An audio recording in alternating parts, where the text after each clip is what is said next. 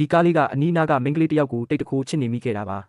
သူမရဲ့အာယုံဆိုင်မှုရဖို့အတွက်ရှေ့မီးတွေကိုအကြိမ်ကြိမ်မိတ်တုံလုပ်ပြခဲ့ပေမဲ့သူမကတော့တတိမထားမိခဲ့ပါဘူးသူမနာကိုချင့်ကပ်ပြီးသူ့ရဲ့ခံစားချက်တွေကိုဖွင့်ပြောဖို့ကြိုးစားခဲ့ပေမဲ့နောက်ပြီးတွေကိုဖြုတ်ထားပြီးသားဖြစ်နေတာကြောင့်လုံးဝရွှေ့လို့မရခဲ့ပါဘူးခဏကြာတော့အလုသမားတစ်ယောက်ကသူ့ကိုအမိုက်ပုံပို့ဖို့လာမလိုက်ပါတယ်ဖြည်းဖြည်းချင်းနီးကပ်လာတဲ့တန်ညက်ကြီးကိုကြည့်ပြီးကားလေးဟာတုံလုံးချောက်ချသွားခဲ့ပါတယ်သူမသတိထားမိအောင်ဟွန်းတွေအဆက်မပြတ်တီးခဲ့ပေမဲ့သူမရောက်လာတဲ့အချိန်မှာတော့ရှေ့ကဖာရာရီကားကိုပဲကြည့်နေခဲ့တာပါဂရိတ်နဲ့မလိုက်တဲ့အချိန်မှာတော့ကားလေးဟာအရန်ကိုစိတ်နှလုံးကြေကွဲသွားခဲ့ပါတယ်ရုတ်တရက်တန်ညက်ကချော်ထွက်ပြီးပြုတ်ကျသွားရမှာဖာရာရီပေါ်တက်ကျပြီးကျိတ်မိသွားပါတော့တယ်အခုတော့အမိုက်ပုံမှာတခြားကားမကြံတော့တာကြောင့်သူမကဒီကားကိုဒေါ်လာ100နဲ့ဝယ်လိုက်ပါတယ်သူမကားပေါ်တက်လိုက်တဲ့ခဏမှာပဲကားလေးကသူကိုယ်တိုင်ရေးထားတဲ့စာတစ်စောင်ကိုကမ်းပေးခဲ့ပါတယ်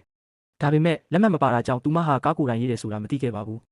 သူမအင်ဂျင်နိုးလိုက်တာနဲ့ကားကသူ့အလိုလိုအရှိန်ပြင်းပြင်းမောင်းထွက်သွားပါတော့တယ်တခုခုမှားနေပြီဆိုပြီးသူမကြောက်လန့်နေပေမဲ့ကားလေးကတော့သူ့ကိုချစ်သွားပြီလို့ထင်နေခဲ့တာပါကားလေးဟာသူမကိုဝက်ရှော့တစ်ခုစီခေါ်သွားပြီးဆိုင်ရှင်ချက်ကိုတိုက်မိမလို့တော့ဖြစ်သွားခဲ့ပါတယ်ဂျက်ကကားကိုပြင်ပေးပြီးစမ်းမောင်းကြည့်တဲ့အခါမှာတော့ကားလေးကတဝင်တိုးပြီးသူ့ကိုကားပေါ်ကပြုတ်ကျအောင်ပြင်းပြင်းထန်ထန်ခါထုတ်လိုက်ပါတယ်ဂျက်ကကားမှာပြဿနာရှိနေသေးတယ်လို့ထင်ပြီးပြပွဲခန်းမှာအလှဆင်ဖို့အကြံပေးလိုက်ပါတယ်ဒါကိုကြားတော့ကားလေးကစိတ်လှုပ်ရှားပြီးသူမကိုခေါ်လို့ပြပွဲခန်းမစီချက်ချင်းမောင်းသွားပါတယ်ဒါပေမဲ့သူမကတော့ဒီကားပြပွဲကိုသဘောမကျပါဘူးဘာလို့လဲဆိုတော့တခန်းလုံးတမိုးကြီးလှပတဲ့ကားတွေနဲ့ပြည့်နေပြီးသူမကားကတော့စုပ်ပြတ်တက်နေလို့ပါ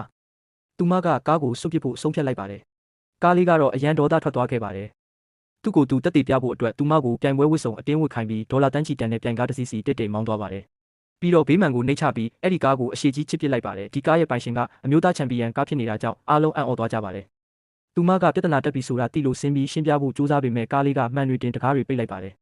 သူမဘာမှမလုပ်နိုင်ခင်မှာပဲကားလေးကပြိုင်ပွဲဝင်ဆက်မစီဖြည်းဖြည်းချင်းမောင်းသွားပါတယ်ကြည့်နေသူတွေကတော့စိတ်လှုပ်ရှားနေကြပါပြီဒီလုတ်ရက်ကကားကိုဒေါသထွက်စေပြီးသူမကိုစိန်ခေါ်လိုက်ပါတယ်ကားကလှုပ်ဝက်ဆွမ်းရင်စတင်စေလို့အော်ပြီးပြင်ဆင်လိုက်ပါတယ်သူမကလည်းလိုက်အော်ကြည့်ပေမဲ့မှားပြီးကားမှန်စေးတဲ့ခလုတ်ကိုနှိပ်မိသွားပါတယ်အဲ့ဒီအချိန်မှာပဲပြိုင်ပွဲစတင်ခဲ့ပြီးကားလေးကလူထိန်းချုပ်မှုမရှိဘဲသူ့အလိုလိုအရှိန်နဲ့မောင်းထွက်သွားပါတယ်သူမဘာမှမတတ်နိုင်ပဲမင်တက်နေခဲ့ရပါတယ်ကားကအရှိန်ပူပြင်းလာပြီးကွေးတဲ့နေရာတွေမှာတော့အရှိန်မလျှော့ပါဘူးအဲ့ဒီအချိန်မှာပဲကားကအတင်းကပ်တိုက်လိုက်တာကြောင့်ကားလေးလည်းထွက်သွားပြီးလမ်းလယ်မှာရပ်သွားပါတယ်ဝေးသွားတဲ့ကားရဲ့ကားကိုကြည့်ရင်သူမစီမှာခွန်အားတစ်တွေဖြစ်ပေါ်လာပါတယ်သူမဂီယာထိုးလိုက်တဲ့အခါအင်ဂျင်ထဲကိုလျှက်စစ်လိုင်းတွေစီးဝင်သွားပြီးကားလေးဟာစွမ်းအင်တွေပြေဝလာပါတယ်ကားကဂုံယူဝင်းကြွားနေတော့မှပဲသူမကထူးဆန်းတဲ့နီးနဲ့အမိလိုက်လာပါတယ်ကားကထပ်ပြီးတိုက်ထုတ်ဖို့ကြိုးစားပေမဲ့ကားလေးကရုတ်တရက်ရှိကိုခုန်တက်ပြီးသူ့စွမ်းရည်နဲ့သူပြန်ထိန်းလိုက်ပါတယ်